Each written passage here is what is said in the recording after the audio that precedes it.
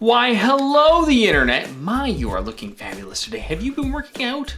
In this video, I'm going to show you how I made some custom baseboard and install it on my front porch. This project started off with a bundle of clear pine that I got from my local home center. Now, of course, because I'm milling my own baseboard here, I could have milled it out of rough pine, but I decided to just eat the cost and grab the clear pine. I started off by rough cutting all of the pieces of what would become my baseboard to their approximate length.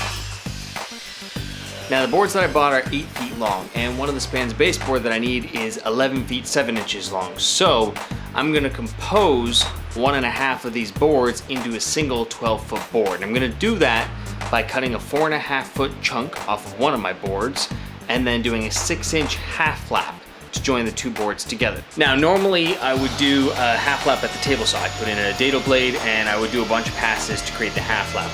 Unfortunately, because these boards are really long, that's actually really dangerous on the table saw because the board is going to get tippy, right? I have nothing to support the far end of the board. So instead I'm going to use a router.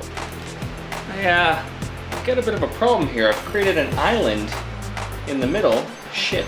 I really should have started going in from this end here and taking as much of this off as I can, you know, like go in that direction so that you've always got something to set your router on here. What I came up with was this shim of plywood, and I'm gonna fix it down here and that'll give me something to run the router platen across. Put some blue tape down here, and you put some blue tape down here. You put some super glue on this blue tape, and you spray some activator on this blue tape. We just upend that sucker there and press it in place. In about 2 seconds, that's not going anywhere until I peel the tape away, and then it'll pop away real nice and clean.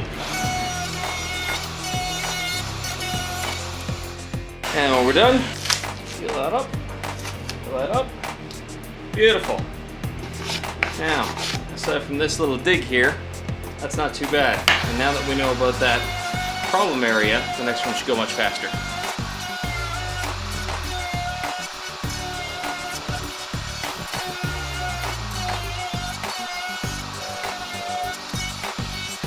Much smoother, aside from the chip out over here.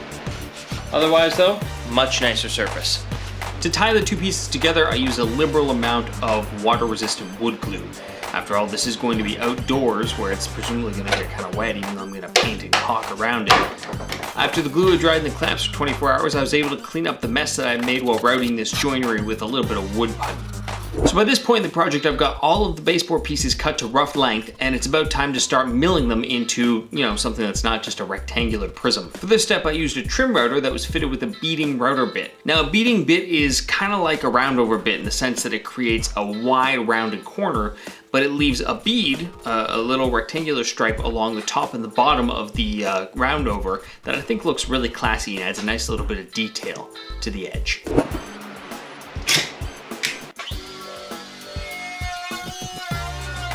Now, being pine, this operation went really quickly and was followed by a copious amount of sanding to make sure that everything was nice and smooth.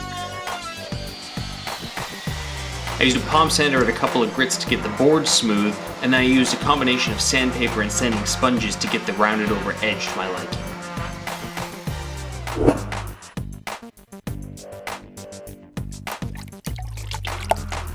The dark color of green paint that I'm applying to this baseboard matches some of the trim and aluminum work that's already present on my front porch. I ended up putting 2 coats of paint on the baseboard with a light sanding in between in order to ensure ample coverage and protection from the elements. Oh, shit, sorry. So all of our baseboard is milled and I've got a final coat of paint on it. Now, when I go to install it, I'm of course going to cut the miter joints that form the corners, and these joints are going to have to be touched up after installation with a little bit more paint. That said, the advantage of doing things in this order is that I don't have to spend so much time on my hands and knees painting the baseboard after installation, and I don't have to worry about getting slop on either the lighter colored floor or the brick colored brick that my baseboard will be sitting against. Installation began by hauling my table saw out to my front lawn where I could set up a makeshift shop for the day. Now the long 11-foot piece that I created by joining 2 boards together, I got a little bit sketchy when it came time to cut things.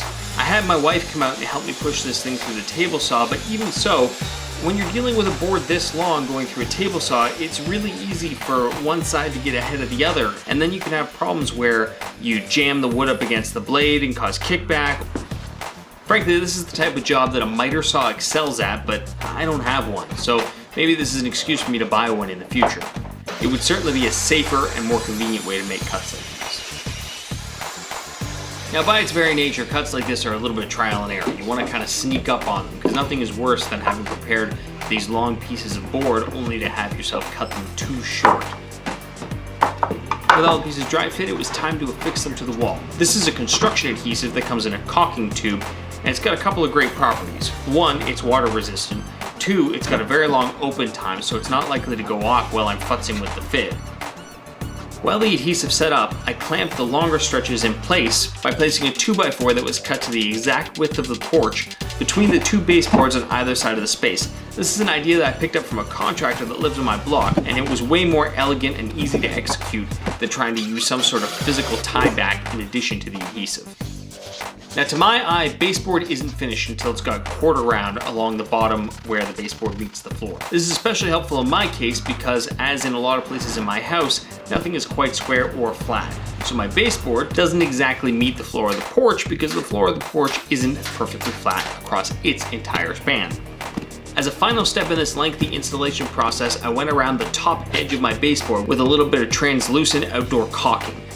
So that's it. My front porch now has some custom baseboard on it that matches all the other trim in the space and frankly looks pretty sweet. I hope that you learned a couple of things while watching this video. God knows I learned a few things while making the damn thing. And I hope that you're inspired to think outside of the box when it comes to simple things like baseboard that you would normally overlook. Of course, I could have purchased baseboard at my local big box store, but I thought that making it myself gave me a whole lot of extra control. I was able to make the thing that I saw in my head when I thought about what baseboard on a home of my age should look like. And the process that I came up with for affixing the baseboard to the walls with the adhesive setup was pretty fucking smart, if I do say so myself. Anyway, I hope that you enjoyed this video. If you did, please consider subscribing to the channel. I'd love to have you come back for the next one. If you want to keep up with me between videos, you can always check me out on Twitter or Instagram. I'm at Apprentice Marks in both spots. Cheers, have a good one.